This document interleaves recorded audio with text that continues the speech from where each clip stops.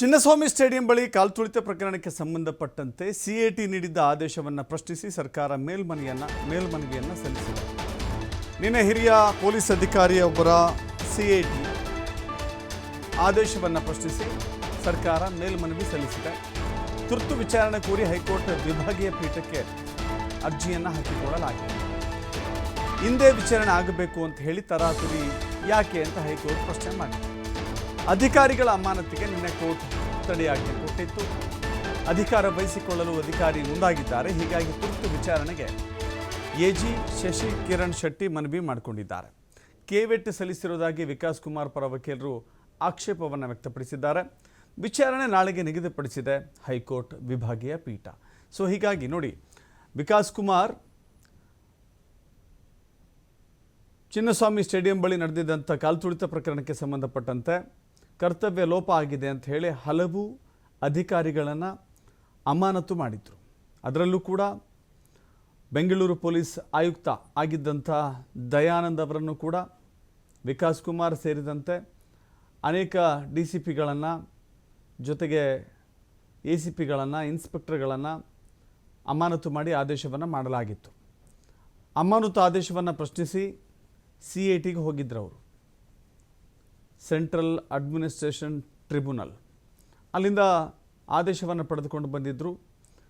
ಸರ್ಕಾರ ತೆಗೆದುಕೊಂಡಿದ್ದ ತೀರ್ಮಾನ ಸರಿಯಲ್ಲ, ಅಮಾನತನ್ನು ರದ್ದುಗೊಳಿಸಬೇಕು ಅಂತ ಹೇಳಿ ಆದೇಶ ಮಾಡಿತ್ತು. ಸೊ ಆನಂತರದಲ್ಲಿ ಇದೀಗ ಆ ಆದೇಶಕ್ಕೆ ಸಂಬಂಧಪಟ್ಟಂತೆ ಹೈಕೋರ್ಟ್ ವಿಭಾಗೀಯ ಪೀಠಕ್ಕೆ ಎಜಿ ಶಶಿಕಿರಣ್ ಶೆಟ್ಟಿ ಮೇಲ್ಮನವಿ ಸಲ್ಲಿಸಿದ್ದಾರೆ. ಇವತ್ತೇ ವಿಚಾರಣೆ ಆಗಬೇಕು ಅಂತ ಹೇಳಿ ತರಾತುರಿ ಮಾಡಿದ್ದಾರೆ. ಬಟ್ ಇವತ್ತು ವಿಚಾರಣೆ ಆಗೋದಿಲ್ಲ, ನಾಳೆಗೆ ವಿಚಾರಣೆಯನ್ನು ಕೈಗೆತ್ತಿಕೊಳ್ತೀವಿ ಅಂತ ಹೇಳಿ ಕೋರ್ಟ್ ಹೇಳಿದೆ.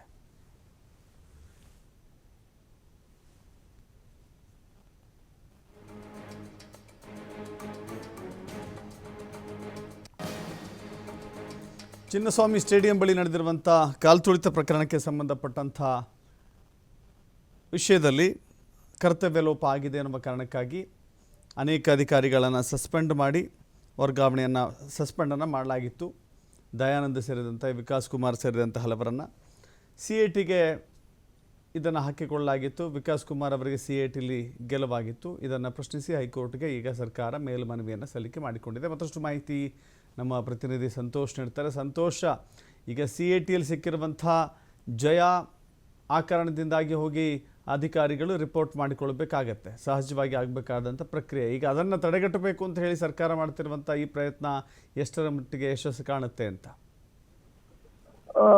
ಪ್ರಮುಖವಾಗಿ ಏನಂತ ಹೇಳಿದ್ರೆ, ಈಗಾಗಲೇ ಏನೋ ಕ್ಯಾಟ್ನಲ್ಲಿ ಸರ್ಕಾರದ ಆದೇಶ ಅಮಾನತು ಆದೇಶ ಅದು ರದ್ದಾಗಿರುವಂತದ್ದು. ರದ್ದಾದ ಬೆನ್ನಲ್ಲೇ ಸೊ ಅಮಾನತಾಗಿದ್ದಂತ ಅಧಿಕಾರಿ ವಿಕಾಸ್ ಕುಮಾರ್ ಏನಿದ್ರೆ ಅವ್ರಿಗೆ ಪೋಸ್ಟಿಂಗ್ ಅನ್ನ ಎಲ್ಲಿ ಕೊಡ್ಬೇಕು ಅನ್ನೋದು ಈಗಿರುವಂತ ಪ್ರಶ್ನೆ. ಯಾಕಂತ ಹೇಳಿದ್ರೆ ವಿಕಾಸ್ ಇದ್ದಂತ ಪೋಸ್ಟ್ಗೆ ಈಗಾಗಲೇ ಬೇರೊಬ್ಬರನ್ನ ಅಂದ್ರೆ ವಂಶೀಕೃಷ್ಣ ಅನ್ನೋ ಅಧಿಕಾರಿಯನ್ನ ಈಗಾಗಲೇ ನೇಮಕವನ್ನ ಮಾಡಿರುವಂತದ್ದು. ಸೊ ಆ ಪೋಸ್ಟ್ ಕೂಡ ಖಾಲಿ ಇಲ್ಲ. ಹೀಗಾಗಿ ಅವ್ರನ್ನ ಎಲ್ಲಿ ನೇಮಕವನ್ನ ಮಾಡ್ತಾರೆ ಅನ್ನೋದು ಈಗಿರುವಂತ ಪ್ರಶ್ನೆ. ಹಾಗಾಗಿ ನಿನ್ನೆ ಕೂಡ ಅವರು ಕಮಿಷನರ್ ಕಚೇರಿಗೆ ಬಂದು ಹೋಗಿದ್ರು ಅನ್ನೋ ಮಾಹಿತಿಗಳು ಕೂಡ ಲಭ್ಯವಾಗ್ತಾ ಇರುವಂತದ್ದು. ಈಗ ಸರ್ಕಾರವೇ ಅವ್ರಿಗೆ ನೇಮಕವನ್ನ ಮಾಡಿ ಆದೇಶವನ್ನ ಹೊರಡಿಸ್ಬೇಕಾಗುತ್ತೆ, ಇಲ್ಲ ಅಲ್ಲೇ ಪೋಸ್ಟಿಂಗ್ ಕೊಡ್ತಾರೆ, ಇಲ್ಲ ಬೇರೆ ಕಡೆ ಎಲ್ಲಾದ್ರೂ ಅವ್ರಿಗೆ ಪೋಸ್ಟಿಂಗ್ ಅನ್ನ ಕೊಡ್ಬೇಕು ಅನ್ನೋದನ್ನ ಸರ್ಕಾರ ನಿರ್ಧಾರವನ್ನ ಮಾಡ್ಬೇಕಾಗುತ್ತೆ. ಇನ್ನೂ ಅದು ಯಾವುದೇ ನಿರ್ಧಾರಗಳಾಗಿಲ್ಲ.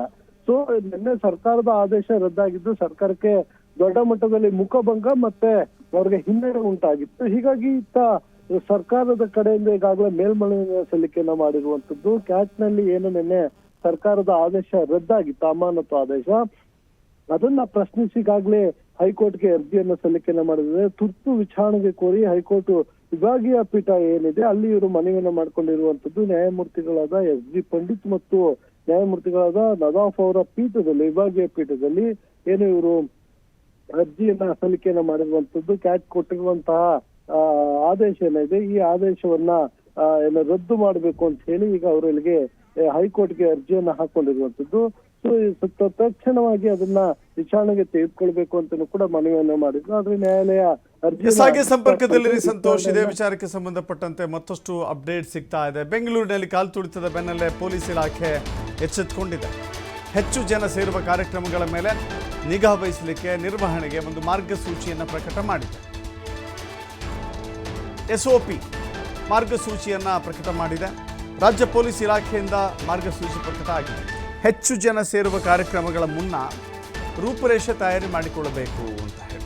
ಹೇಗಿರಬೇಕು ಆ ಕಾರ್ಯಕ್ರಮ, ಜೊತೆಗೆ ಯಾವುದೇ ರೀತಿ ಅವಘಡ ಸಂಭವಿಸಿದಂತೆ ಎಚ್ಚರಿಕೆಯನ್ನು ಹೇಗೆ ತೆಗೆದುಕೊಳ್ಳಬೇಕು ಅನ್ನೋದನ್ನು ತಿಳಿಸಲಿಕ್ಕೆ ಒಂದು ಮಾರ್ಗಸೂಚಿಯನ್ನು ಮಾಡಿಕೊಳ್ಳಲಾಗಿದೆ. ಇನ್ನು ಮುಂದೆ ಇಂಥ ಕಾರ್ಯಕ್ರಮಗಳನ್ನು ಆಯೋಜನೆ ಮಾಡಬೇಕಾದ್ರೆ ಈ ಮಾರ್ಗಸೂಚಿಯ ಪ್ರಕಾರವೇ ಹೆಚ್ಚು ಜನ ಸೇರುವಂಥ ಪ್ರದೇಶ ಹೇಗಿರಬೇಕು, ಭದ್ರತೆ ಹೇಗಿರಬೇಕು, ಮುನ್ನೆಚ್ಚರಿಕೆ ಹೇಗಿರಬೇಕು, ಹೀಗೆ ಹಾಗಾದರೆ ಮಾರ್ಗಸೂಚಿಯಲ್ಲಿರುವಂಥ ಪ್ರಮುಖ ಅಂಶಗಳತ್ತ ನಾವು ಗಮನ ಹರಿಸೋಣ. ಸ್ಥಳದ ಬಗ್ಗೆ ಮೊದಲು ಪರಿಶೀಲನೆ ಆಗಬೇಕಾಗತ್ತೆ. ಅಪಾಯದ ಸ್ಥಳ ಅಂತ ಗುರುತಿಸಬೇಕಾಗತ್ತೆ. ಕೆಲವೊಂದು ಕಡೆ ಲಭ್ಯ ಪರಿಕರಗಳ ಬಳಸಿ ಅಡಚಣೆಯಾಗದಂತೆ ಕಾರ್ಯಕ್ರಮ ತೆಗೆದುಕೊಳ್ಳಬೇಕಾಗತ್ತೆ. ಜೊತೆಗೆ ಕಾರ್ಯಕ್ರಮ ಆಯೋಜಕರ ಜೊತೆ ಸಮನ್ವಯ ಸಾಧಿಸಬೇಕಾಗತ್ತೆ.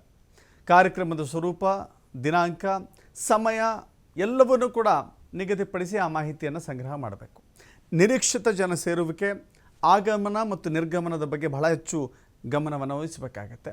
ಅಗ್ನಿಶಾಮಕ, ಆರೋಗ್ಯ ಇಲಾಖೆ ಜೊತೆ ಸಮನ್ವಯ ಸಾಧಿಸೋದು, ತುರ್ತು ಸೇವೆಗಳ ಜೊತೆ ಪರಸ್ಪರ ಸಹಾಯದ ಲಭ್ಯತೆಯನ್ನು ಪರಿಶೀಲಿಸೋದು, ಹೀಗೆ ಕಾರ್ಯಕ್ರಮ ನಡೆಯುವಂಥ ಕಡೆ ತರಬೇತಿ ಪಡೆದಂಥ ಸಿಬ್ಬಂದಿಗಳನ್ನೇ ನಿಯೋಜನೆ ಮಾಡೋದು, ಪ್ರವೇಶ ದ್ವಾರಗಳು, ನಿರ್ಗಮನ ದ್ವಾರಗಳು, ಜನಸಂದಣಿ ಇದ್ದ ಕಡೆ ಹೆಚ್ಚು ನಿಯೋಜನೆ ಮಾಡೋದು, ಇನ್ನು metal detector, QR code scanning, biometric ಅಳವಡಿಕೆ ಮೂಲಕ ಸ್ವಲ್ಪ ಆ ಟ್ರಾಫಿಕ್ಕನ್ನು ತಡೆಗಟ್ಟಲಿಕ್ಕೆ ಸಾಧ್ಯವಾಗುತ್ತೆ. ಸಾರ್ವಜನಿಕರು, ಸಿಬ್ಬಂದಿ, VVIPಗಳಿಗೆ ಪ್ರತ್ಯೇಕ ವ್ಯವಸ್ಥೆಯನ್ನು ಕಲ್ಪಿಸಬೇಕಾಗತ್ತೆ.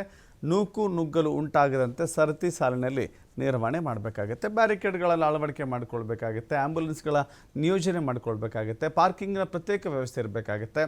ಕಂಟ್ರೋಲ್ ರೂಮ್ ಕೂಡ ಇರಬೇಕಾಗತ್ತೆ. ಮತ್ತಷ್ಟು ಮಾಹಿತಿಯನ್ನು ನೀಡಲಿಕ್ಕೆ ಆಲ್ರೆಡಿ ಸಂಪರ್ಕದಲ್ಲಿ ಇದ್ದಾರೆ ಸಂತೋಷ. ಕೆಟ್ಟ ಮೇಲೆ ಬುದ್ಧಿ ಬಂತು ಅನ್ನೋ ರೀತಿಯಲ್ಲಿ ಈ ಸ್ಟ್ಯಾಂಡರ್ಡ್ ಆಪರೇಷನ್ನ ಹೆಂಗಿರಬೇಕು ಪ್ರೊಸೀಜರ್ ಅಂತ ಹೇಳಿ ಮಾಡ್ತಾ ಇದ್ದಾರೆ. ಈಗ ಮಾರ್ಗಸೂಚಿಯನ್ನು ಮಾಡಿದೆ. ಯಾವಾಗಲೂ ಕೂಡ ಅಷ್ಟೇ, ಕೆಟ್ಟ ಮೇಲೆ ಬುದ್ಧಿ ಬಂತು ಅಂತ ಘಟನೆ ನಡೆದಾಗಲಷ್ಟೇ ಎಚ್ಚೆತ್ತುಕೊಳ್ತೀವಿ. ಮತ್ತೆ ಆಸ್ ಇಟ್ ಈಸ್ ಅದೇ ಕತೆ, ಅದೇ ರಾಮಾಯಣ. ಖಂಡಿತವಾಗಿ ದರ್ಶಕ್, ಏನು ರಾಜ್ಯದಲ್ಲೇ ಮೊದಲ ಬಾರಿಗೆ ಅತಿ ದೊಡ್ಡ ಕಾಲ್ತುಳಿತ ಪ್ರಕರಣ ಇದು ಅಂತ ಹೇಳಿದ್ರೆ ತಪ್ಪಾಗ್ಲಿಕ್ಕಿಲ್ಲ. ಚಿನ್ನಸ್ವಾಮಿ ಸ್ಟೇಡಿಯಂ ಬಳಿ ನಡೆದಂತ ಕಾಲ್ತುಳಿತ ಪ್ರಕರಣದಲ್ಲಿ 11 ಜನ ಮೃತಪಟ್ಟರೆ 46ಕ್ಕೂ ಅಧಿಕ ಜನ ಒಂದು ಗಾಯಗೊಂಡಿದ್ದು. ಇದರ ಬೆನ್ನಲ್ಲೇ ಪೊಲೀಸ್ ಇಲಾಖೆ ಕೂಡ, ರಾಜ್ಯ ಸರ್ಕಾರ ಕೂಡ ಎಚ್ಚೆತ್ತುಕೊಂಡಿರುವಂತದ್ದು. ಕೋರ್ಟ್ ಸೂಚನೆ ಮೇರೆಗೆ ಈಗ SOPಗಳನ್ನ ಮಾಡಿರುವಂತದ್ದು. SOPಯಲ್ಲಿ ಪ್ರಮುಖವಾಗಿ ಯಾವ ರೀತಿಯಾಗಿ ಕಾರ್ಯಕ್ರಮಗಳನ್ನ ನಡೆಸಬೇಕಂದ್ರೆ, ಯಾವುದೇ ಕಾರ್ಯಕ್ರಮ ಆಗುವ ಮುಂಚೆ ಅದಕ್ಕೆ ಪೂರ್ವ ನಿಯೋಜಿತವಾಗಿ ಸಿದ್ಧತೆಗಳನ್ನ ಮಾಡ್ಕೊಳ್ಬೇಕು.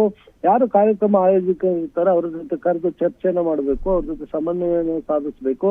ಅದ್ರ ಜೊತೆಗೆ ಕಾರ್ಯಕ್ರಮದ ಉದ್ದೇಶ ಏನು ಮತ್ತು ಎಷ್ಟು ಜನಸಂದಣಿಯಲ್ಲಿ ಬರುತ್ತೆ, ಸೊ ಎಲ್ಲಿ ಕಾರ್ಯಕ್ರಮವನ್ನು ಮಾಡ್ತಾರೆ, ಇವೆಲ್ಲವನ್ನು ಕೂಡ ಮೊದಲು ಚರ್ಚೆಯನ್ನ ಮಾಡಬೇಕಾಗುತ್ತೆ. ಇದರ ಜೊತೆಗೆ ಇದಕ್ಕೆ ಸಂಬಂಧಪಟ್ಟ ಇಲಾಖೆಗಳು, ಉದಾಹರಣೆಗೆ BBMP ಇರ್ಬೋದು, ಆರೋಗ್ಯ ಇಲಾಖೆ ಇರ್ಬೋದು, ಆಂಬುಲೆನ್ಸ್ಗಳು ತರಿಸ್ಕೊಳ್ಳೋದಿರ್ಬೋದು, ಇಲ್ಲ ಫೈರ್ ಡಿಪಾರ್ಟ್ಮೆಂಟ್ಗಳಿರ್ಬೋದು, ಹೀಗೆ ಬೇರೆ ಬೇರೆ ರೀತಿಯ ಇತರೆ ಇಲಾಖೆಗಳೊಂದಿಗೆ ಮಾತುಕತೆಯನ್ನ ಮಾಡ್ಕೊಳ್ಬೇಕಾಗುತ್ತೆ, ಸಮನ್ವಯ ಸಾಧಿಸಬೇಕಾಗುತ್ತೆ. ಇದಾದ ನಂತರ ಕಾರ್ಯಕ್ರಮದ ನಿಯೋಜನೆಗೂ ಮುಂಚೆ ಅಲ್ಲಿಗೆ ಎಷ್ಟು ಜನ ಭದ್ರತಾ ಸಿಬ್ಬಂದಿಗಳು ಬೇಕಾಗ್ತಾರೆ, ಮತ್ತೆ ಏನೆಲ್ಲ ಇವ್ರಿಗೆ ಆ ಕಾರ್ಯಕ್ರಮ ಆಯೋಜನೆಯನ್ನ ಮಾಡ್ಲಿಕ್ಕೆ ಇವ್ರಿಗೆ ಭದ್ರತೆಯನ್ನ ಕೊಡ್ಲಿಕ್ಕೆ ಲಭ್ಯವಿರುವಂತ ವಸ್ತುಗಳು ಏನಿದೆ ಅಂದ್ರೆ, ಬ್ಯಾರಿಕೇಡ್ಸ್ ಗಳಿರ್ಬೋದು, ಪೊಲೀಸ್ ಸಿಬ್ಬಂದಿಗಳಿರ್ಬೋದು, ಸ್ಟಾಫ್ ಗಳನ್ನ ನಿಯೋಜನೆ ಮಾಡ್ಕೊಳ್ಳಿಕ್ಕಿರ್ಬೋದು, ಶಸ್ತ್ರಾಸ್ತ್ರಗಳು ಬೇಕಾದಂತ ಸಂದರ್ಭದಲ್ಲಿ ಅವುಗಳಿರ್ಬೋದು, ಜೊತೆಗೆ ಮೆಟಲ್ ಡಿಟೆಕ್ಟರ್ ಗಳೇನಿರ್ತಾರೆ ಅವುಗಳಿರ್ಬೋದು, ತಾಂತ್ರಿಕವಾಗಿ ಏನೆಲ್ಲ ಇವರು CC ಕ್ಯಾಮ್ರಾಗಳನ್ನ ಬಳಸೋದಿರ್ಬೋದು, ಈ ಮೊಬೈಲ್ಗಳನ್ನ ನೆಟ್ವರ್ಕ್ ಅನ್ನ ಕಂಟ್ರೋಲ್ ಮಾಡ್ಲಿಕ್ಕೆ ಬಳಸುವಂತದ್ದಿರ್ಬೋದು, ಹೀಗೆ ಬೇರೆ ಬೇರೆ ಏನೆಲ್ಲ ಲಭ್ಯವಾದ ಟೆಕ್ನಿಕಲ್ ಆಗಿ ನಿಮ್ಮ ಹತ್ರ ಇರುತ್ತೆ ಅವೆಲ್ಲವನ್ನು ಕೂಡ ಬಳಸ್ಕೊಳ್ಬೇಕಾಗತ್ತೆ.